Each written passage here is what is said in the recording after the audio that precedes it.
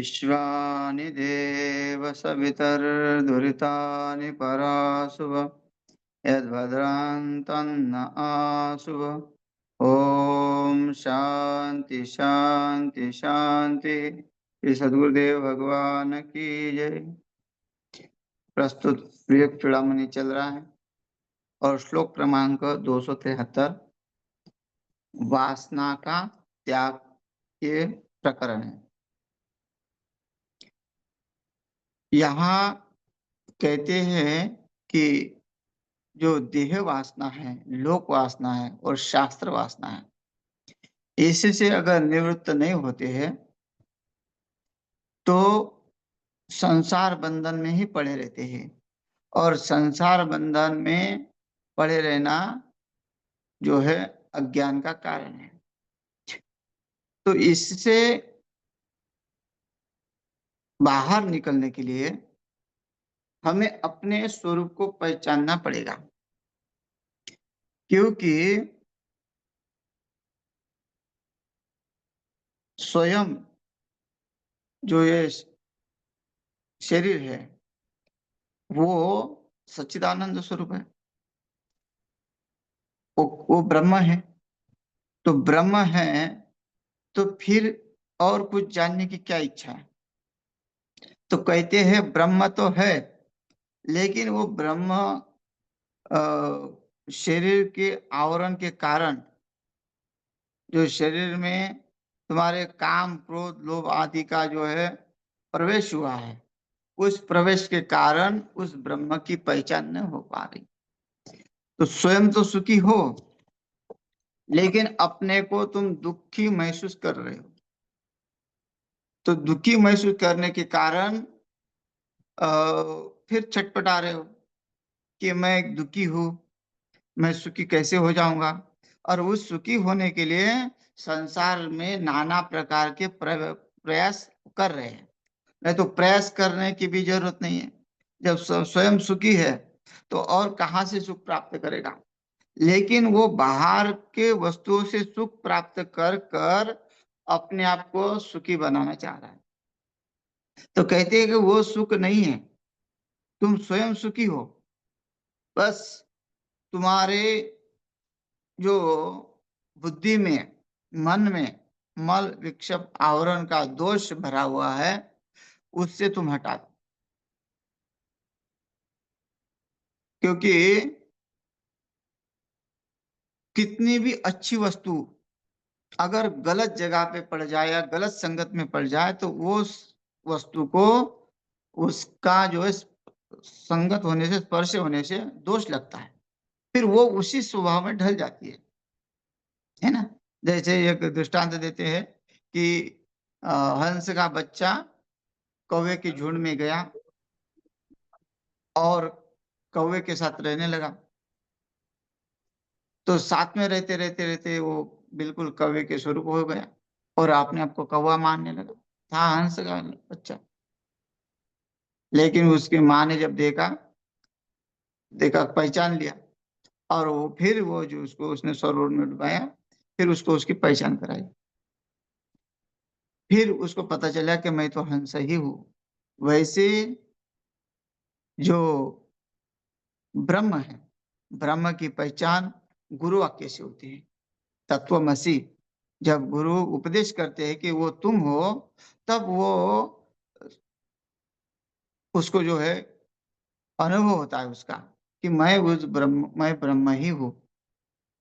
तो ऐसा संगत का परिणाम होने से कारण वो भूल गया। वैसे यहाँ दृष्टांत देते हैं कि भाई आत्मा तो निर्विकल्प है, उसमें कोई मल विक्षेप आवरण काम क्रोध आदि जो है वासनाओं का कोई लेश नहीं है।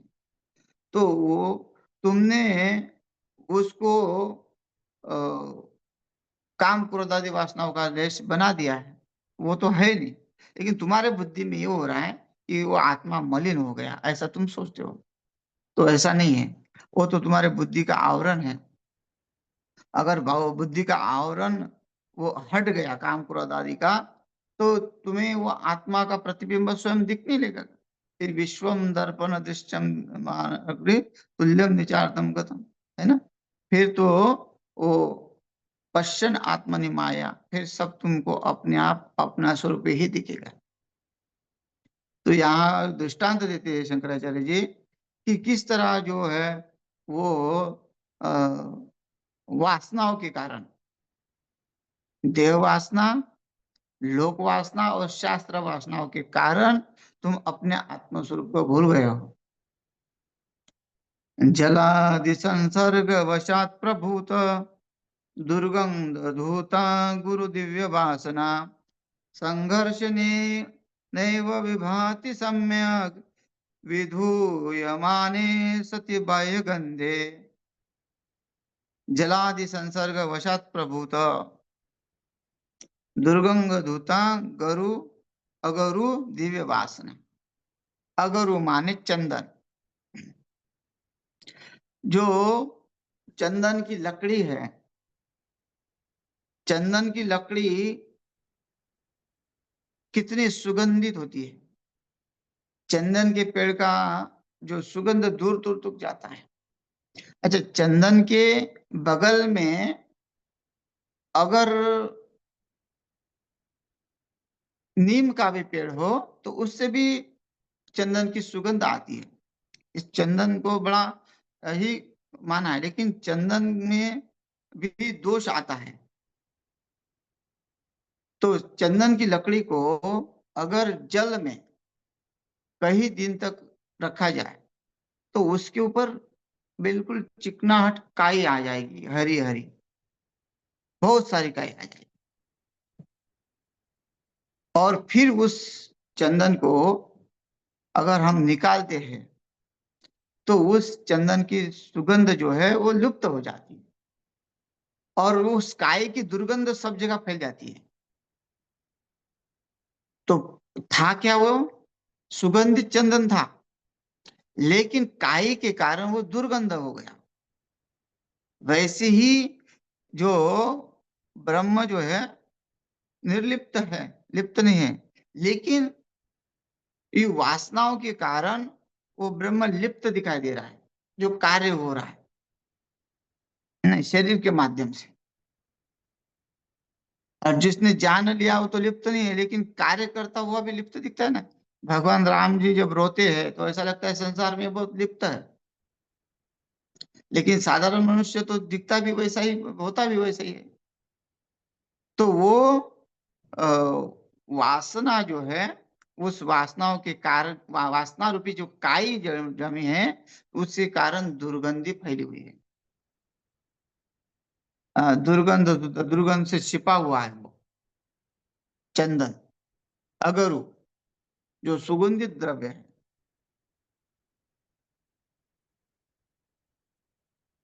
संघर्ष नैव विभाति सम्यक, उसके संघर्ष से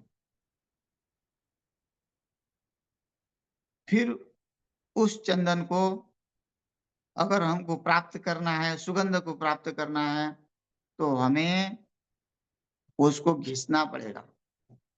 चंदन को घिसते घिसते घिसते घिसते उसकी दुर्गंध जब नष्ट हो जाएगी तो पुनः वो सुगंध को प्राप्त हो जाएगा। फिर सबको जो है वो प्रसन्न करेगा, सबको आनंदित करेगा। वैसे ही अगर जो जीव है, वो जीव अपने ब्रह्म भाव को प्राप्त करता है, अपने मूढ़ स्वभाव को छोड़ता है। अन्यथा मूढ़ स्वभाव के कारण क्या होता है, जो अपने उत्तम जो उसकी उत्तम योनि है ना, उत्तम मध्यम कनिष्ठ का है। तीन प्रकार की, कि एक तो पशु पक्षी का है, और दूसरा मनुष्य का है, तीसरा देवताओं का है। तो उससे भी जो वो उस मूढ़ योनि का मतलब है तामस योनि में चला जाता है। आ, ये काम क्रोध आदि को उससे देह वासना की लोभ से। तो वो कहते हैं कि अगर उससे जब तक वो नहीं हटेगी, वो तुम उस अज्ञान में ही रहोगे। कहते एषु मूढ़ा विशेषु बद्धा रागोरुपासेन सुदुर्दमेन आयन्ति निर्यान्तद ऊर्ध्वमुच्चैः स्वकर्म दूतेन जैवेत् निताः स्वकर्म दूतेन जवेन निताः। जो मूढ़ है इन विषयों में राग रूपी सुदृढ़ एवं विस्तृत बंधन से बंधा जाता है, वे अपने कर्म रूपी भूत के द्वारा वेग से प्रेरित होकर अनेक उत्तम और अधम योनि को प्राप्त होता है। मनुष्य भी होगा, देवता भी होगा और 84 लाख योनियों में जो पशु पक्षी उसमें भी होगा। जब तक वो अपने को बांधा हुआ समझता है ना? वो विशेषु बद्धा ये येषु मूढ़ा, जो मूढ़ है वो कभी उसका कल्याण नहीं हो सकता जब तक वो इस अ, अपने आप को जो घिसता नहीं है, जो विषयों को हटाना नहीं चाहता, विषयों में बंधा हुआ रहता है। और विषय इतने प्रबल है कि अगर एक विषय अगर मनुष्य को छू जाता है तो उसका जो है जीवन पूर्ण रूप से बदल जाता है। 5 विषय है, शब्द, रूप, रस, गंध, स्पर्श, और पांचों का प्रभाव बड़ा भयंकर भयंकर है। कहते हैं शब्दाभिपंच भिरेव पंच पंचत्वमाशु स्वगुणेन बद्धः उरंग मातंग पतंग मीन भृंग नर पंच विरचितम किम।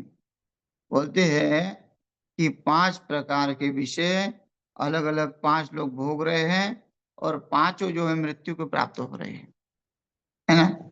जो अ,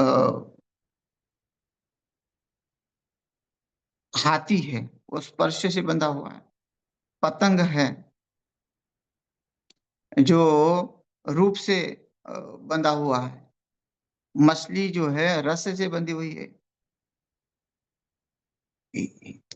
है ना? तो ये अ, अलग प्रकार के जो बंधे हुए हैं वो उस मृत्यु को प्राप्त होते हैं। जो पतंग है वो दिए को लिपट लेती है, मछली को जो स्वाद के कारण अपने मृत्यु को प्राप्त करती है कि किसी के जाल में फंस जाती है। हाँ, वैसे हरिण हाथी जो स्पर्श से जो है वो भी अ, अपने मृत्यु को प्राप्त करते हैं, लेकिन वो पांचों विषय मनुष्य भोगता है, पंच विषय। तो उसकी क्या दुर्गति होती है? तो वो कहते हैं कि दुर्गति उनको कोई बचा ही नहीं सकता जो पांचों विषयों में बड़े डूबे हुए हैं, पंच विषय, शब्द, रूप, रस, गंध, स्पर्श, है ना? शब्द में जो है तल्लीन हो जाता है।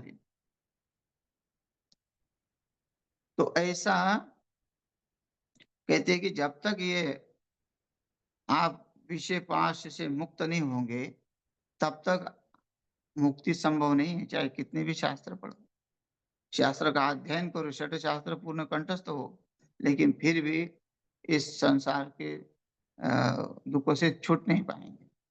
हाँ, विषय विषयशामः पाशवद्यो विमुक्त सुदुस्तेजात् स एव कल्पते मुक्ते नान्य षट शास्त्रे विद्यपि। विषय जो विषय है उसे जो जब तक विमुक्त नहीं होते स एव कल्पते मुक्ते, चाहे कितने भी कल्प हो या कितने भी शास्त्र पढ़े हो उससे मुक्ति नहीं होती। तो इसलिए ये जो हमारा स्वभाव है उस स्वभाव को हमने समझना पड़ेगा कि जैसे कि हम इस स्वभाव को क्यों आ गए, हमें इस स्वभाव को नष्ट करना है, काम को नष्ट करना है, क्रोध को नष्ट करना है, लोभ को नष्ट करना है, मोह को नष्ट करना है, आसक्ति को नष्ट करना है, राग को नष्ट करना है। जब तक ये हमारे अंदर नहीं होगा तब तक हम उस चंदन की भांति दुर्गंधित ही दुर्गंधित समाज में दिखाई देंगे।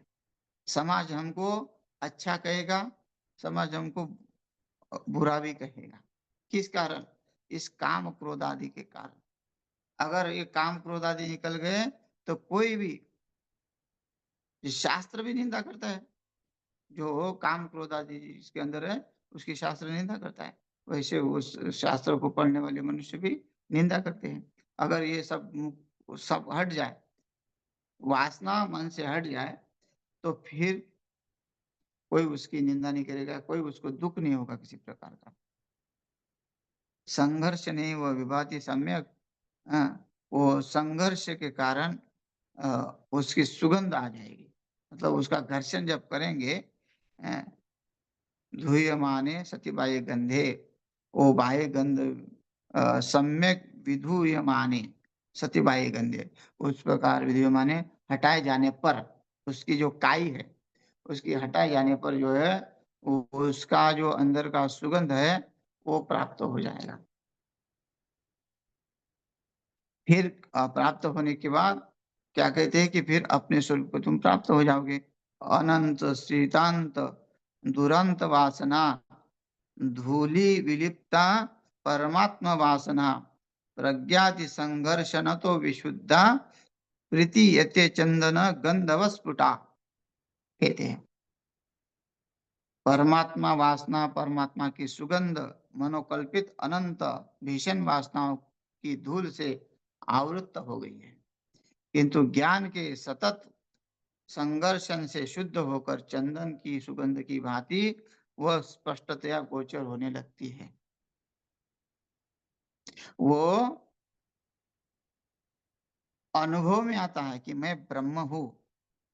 अगर मैं जीव नहीं हूं और ब्रह्म हूं, ऐसी सतत कामना करते हैं, सतत उसका चिंतन करते हैं, तो फिर उसके लिए अनंत श्रीतांत दुरंत वासना, वो सब जो है वासना का जो है खंडन हो जाता है। वो मनोकल्पित लगने लगता है ना? मनोकल्पित है ना? फिर क्या होता है, कैसा लगता है?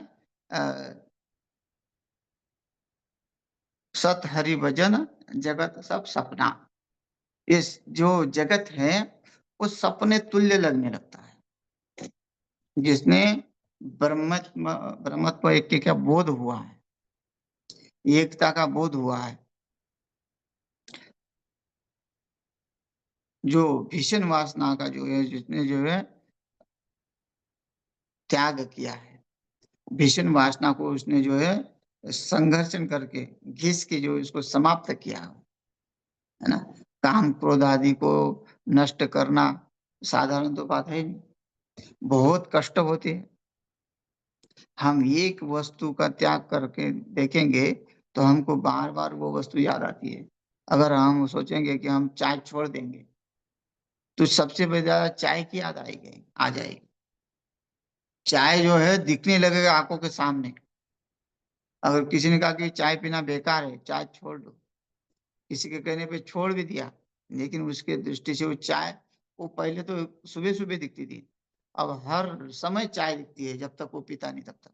तो ये एक चाय छोड़ना जो है मुश्किल हो जाता है। तो ये जो ऋषि मुनि का त्याग है, जो साधारण बात नहीं है, लेकिन उसको छोड़ने के बाद ही जो है मुक्ति में प्रवेश है। ज्ञान जो है उसी में ही उदय होता है। बाकी तो ज्ञान प्राप्त करने की जरूरत नहीं है।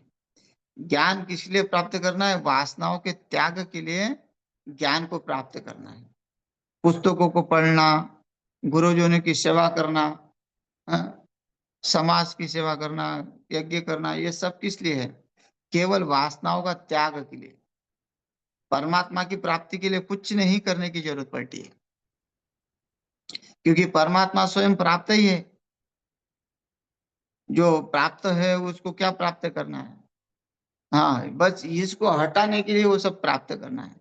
जो भक्ति कर रहे हैं, जो पुस्तक जो श्रवण कर रहे हैं, मनन कर रहे हैं, उसको हटाने के लिए तो वो हटाना पड़ेगा। नहीं तो भ्रम भ्रम इतना है पैदा हुआ है कि यहाँ जगत में जो चल रहा है वो उसी को सत्य मानते हैं कि भाई एक कर रहा है तो दूसरा भी वही कर रहा है। वो ये नहीं सोच रहा है विवेक से कि ये सही है कि गलत है, नहीं। संसार बढ़ रहा है तो और बढ़ाने की कोशिश हम कर रहे हैं उसके साथ।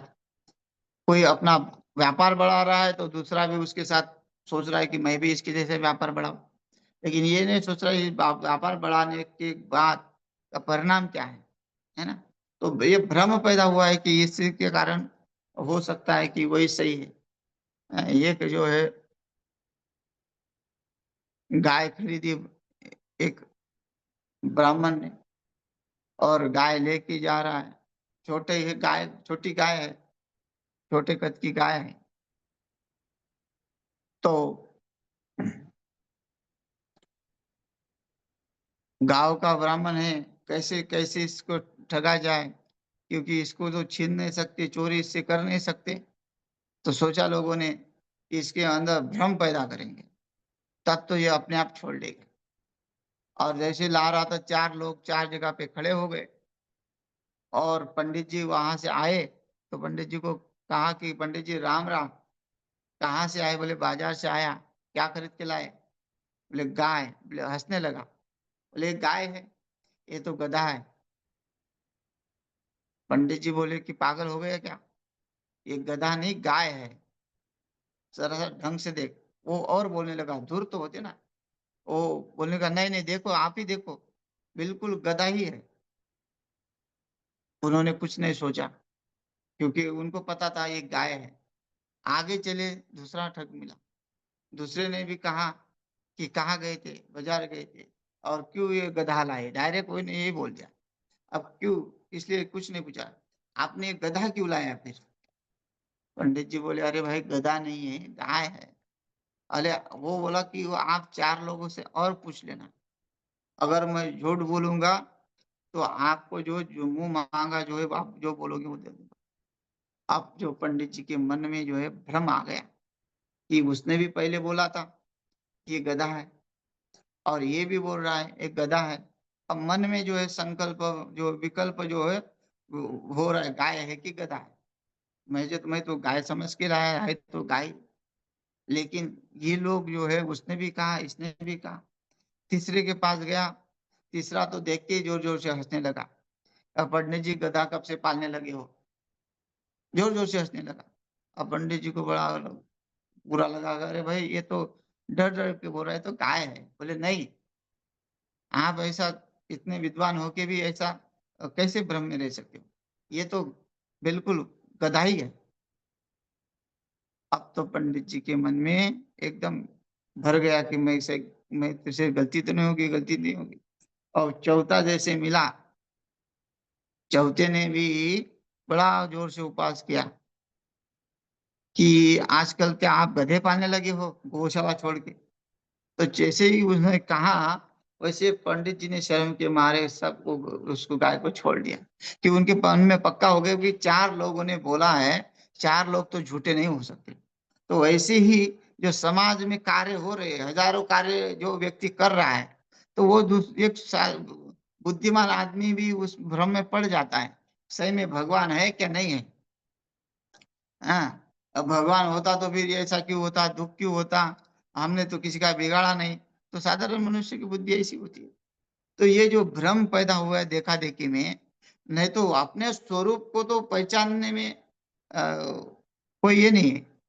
लेकिन ऋषि मुनि तो बोल के गए, फिर भी हमारे बुद्धि में क्यों नहीं उतरता? क्योंकि ऋषि मुनि थोड़ा कम है, और जो विषय वासनाओं वाले बहुत है। तो विष्णु वासना वाले बहुत होने से उनके संसर्ग में हम ज्यादा रहते हैं। हम लोगों में ज्यादा रहते हैं, लेकिन लोक वासना है। तो लोग क्या करेंगे? सबसे बड़ा रोग जो होता है, लोग क्या कहेंगे, तो उसके अनुसार जीना पड़ता है, लोगों के अनुसार। शास्त्र के अनुसार नहीं जीते, लोगों के अनुसार जीना पड़ता है। तो वो लोक वासना है, लोक वासना है, देह वासना है, शास्त्र वासना है। ये सब जो है लोगों को देख देख के आती है। कहाँ से सीख के आया? अपने आप सीख रहा है, बचपन से बड़ा होके जो है जी रहा है। तो वो लोगों को देख देख के जी रहा है। शास्त्र ने कितनी बार कहा है कि यदिदा चरति श्रेष्ठ ततदेवेतरो जना। तुम जो है बड़ों का आचरण करके जीवो, मतलब ऋषि मुनियों का। लेकिन ऋषि मुनियों के ग्रंथ की तरफ कौन बढ़ना चाहता है? यहाँ तो सुनकर भी अनसुना हो जाते हैं। ठीक है, अच्छा लगा, आपकी बातों को अच्छा लगता है, लेकिन उसका अमल करना अच्छा नहीं लगता है, उसको अनुभव करना अच्छा नहीं लगता है, उसको उसके जैसा जीना अच्छा नहीं लगता है।